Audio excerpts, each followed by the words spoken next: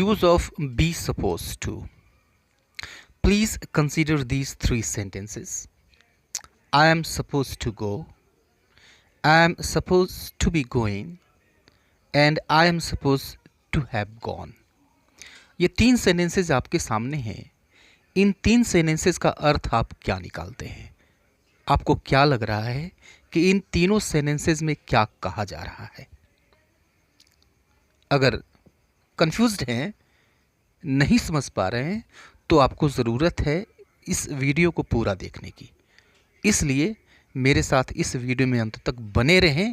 Suppose to, be suppose to के सभी तरह के यूज़ जानने के लिए, सभी अर्थों में यूज़ जानने के लिए वीडियो अगर पसंद आता है तो एक लाइक ज़रूर कर दें. ये मेरी आपसे रिक्वेस्ट है. चैनल अब तक सब्सक्राइब नहीं किया है तो इसको सब्सक्राइब करते चलें. So let's start the video. Right, इसको हम दो पार्ट्स में ब्रेक कर लेते हैं. इस स्ट्रक्चर को subject plus be plus suppose to plus verb, base form पूरा स्ट्रक्चर है. इसको दो पार्ट में हमने ब्रेक किया. Subject plus be plus second part हो गया, suppose to plus verb base form, ये सेकेंड पार्ट हो गया.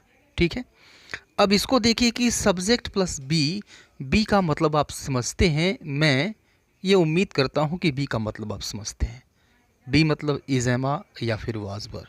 ठीक है, तो आप पहले से जानते हैं, फिर भी मैं एक बार रिपीट कर देना चाहूँगा. आई के साथ प्रेजेंट में एम आता है, पास्ट में वाज आता है. यू के साथ प्रेजेंट में आर आता है, पास्ट में वर आता है. शी के साथ इज आता है प्रेजेंट में और पास्ट में वाज आ जाता है. वी के साथ आर आता है प्रेजेंट में और पास्ट में वर आता है. दे के साथ प्रेजेंट में आर आता है और पास्ट में ये वर हो जाता है. ठीक है, तो इज, एमा और वाज वर ये बी के फॉर्म्स हैं. ठीक है, तो ये चीज़ तो क्लियर है. जो दूसरा पार्ट था, दूसरा पार्ट क्या था? सपोज टू और वर्ब की फर्स्ट फॉर्म.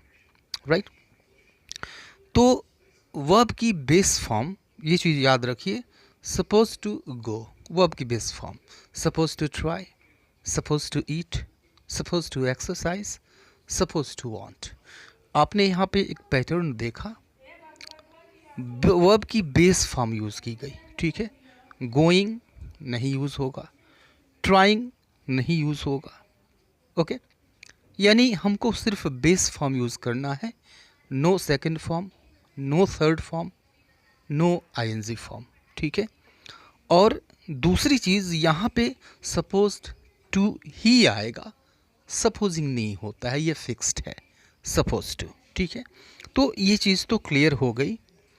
अब देखिए कि थोड़ा सा हम शुड को समझते हैं.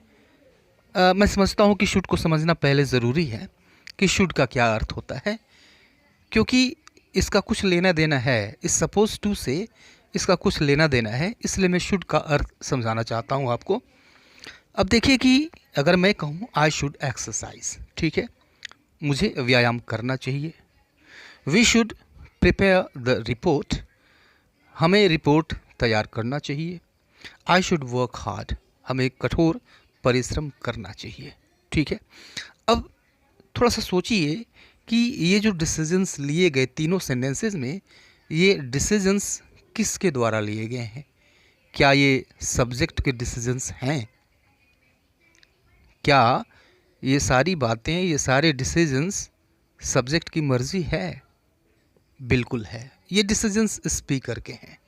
ठीक है, नाउ अब देखते हैं, इसको हम सपोज टू से रिप्लेस करके देखते हैं.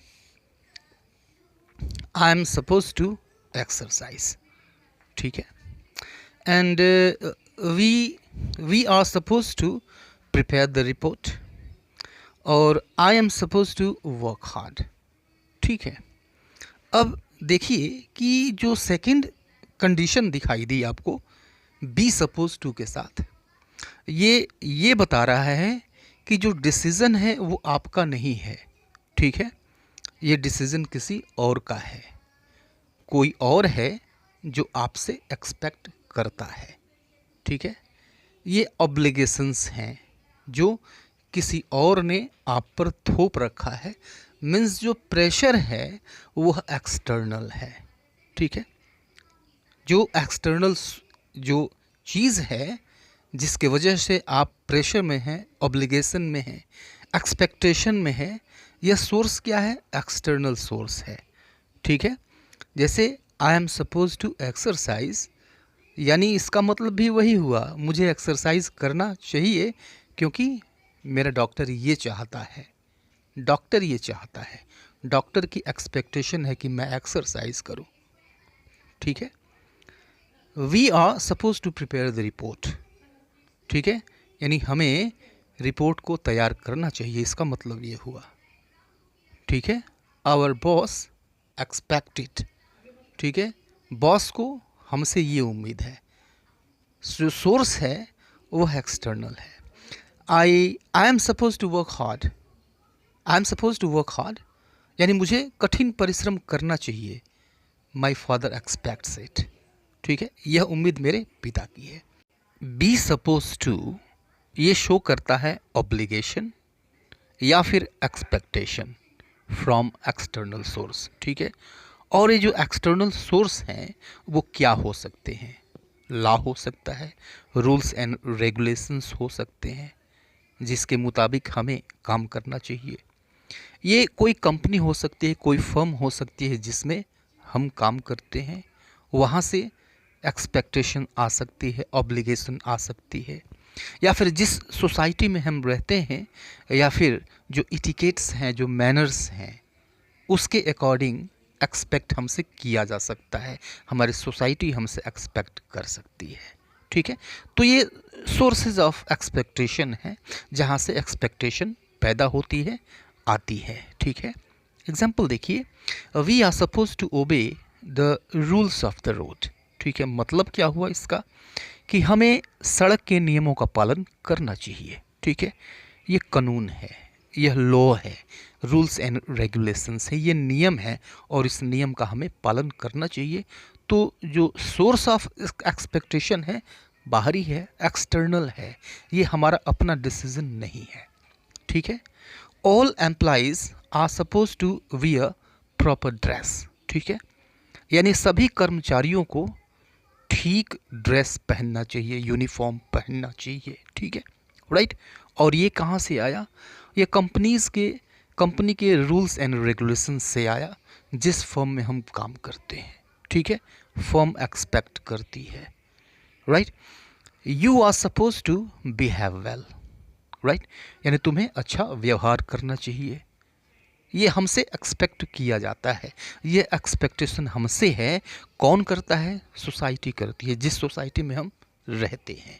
मैनर्स का ये तकाजा है कि हम अच्छा बिहेव करें। We are suppose to behave well, you are suppose to behave well, ठीक है, तुम्हें चाहिए कि तुम अच्छा व्यवहार करो। अब आप सोच रहे होंगे कि जब ये ऑब्लिगेशन है तो फिर हम यहाँ पे मस्ट का भी यूज़ कर सकते हैं। यूज़ तो कर सकते हैं, लेकिन मस्ट अगर हम यूज़ करते हैं तो इसमें एक फटकार सी आ जाएगी, या काफ़ी ज़्यादा स्ट्रांग हो जाएगा। अगर थोड़े नरम तरीके से कहना चाहते हैं, कम स्ट्रांग करना चाहते हैं, नरम तरीके से कहना चाहते हैं कि ऐसा होना चाहिए, तो फिर आप बी सपोज टू का यूज़ करते हैं।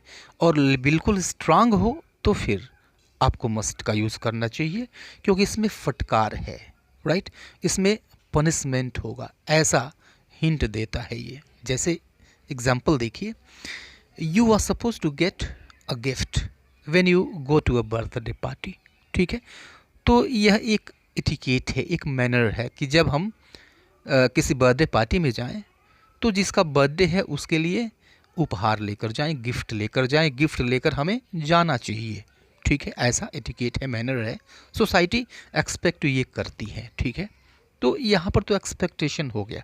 अब यहाँ पर हम इसको हटा देते हैं और यूज़ करते हैं must. You must get a gift when you go to a birthday party, ठीक है। तो क्या मतलब हुआ इसका कि जब आप बर्थडे पार्टी में जाते हैं तो आपको चाहिए कि आप कोई बर्थडे गिफ्ट ले जाएं, कोई गिफ्ट ले जाएं, उपहार ले जाएं, ठीक है।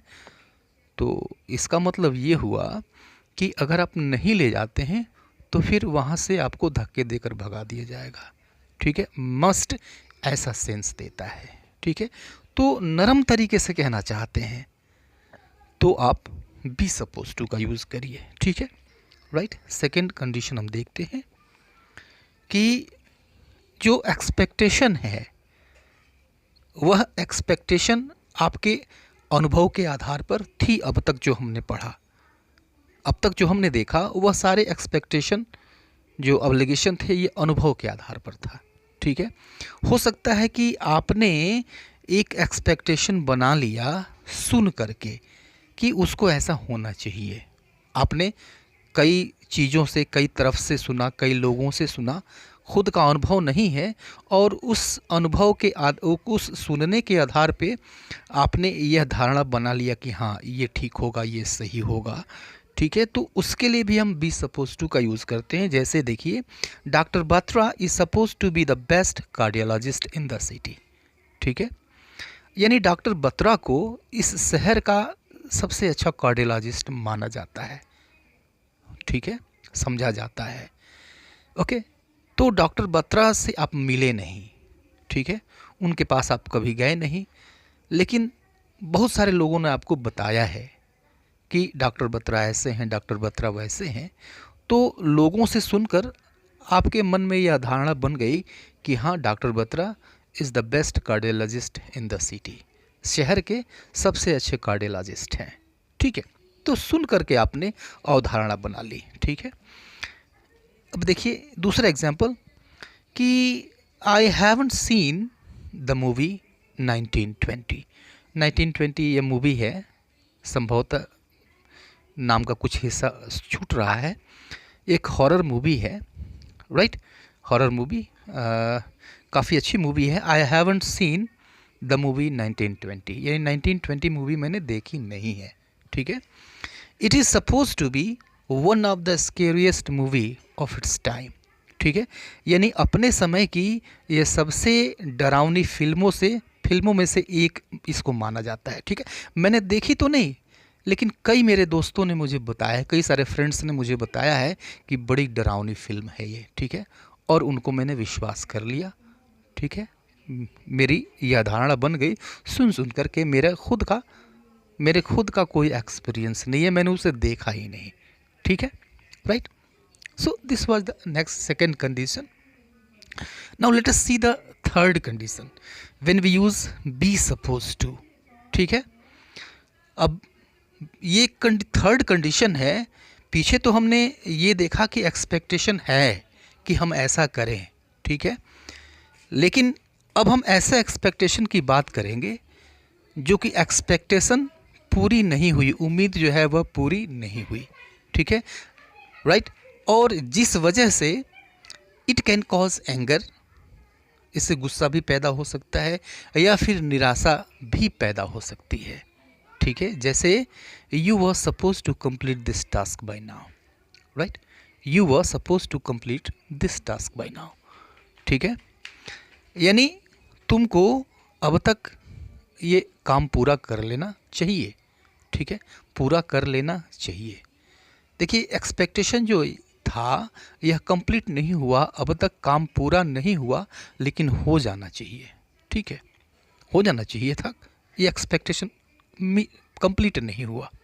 ठीक है, अब इस कंडीशन को आप सपोज करिए, कंडीशन को मानिए, कल्पना करिए, इमेजिन करिए, अविनाश इज़ नाउ 38। ठीक है, अविनाश की जो उम्र है वो 38 साल की हो चुकी है, 38 ईयर्स की हो चुकी है।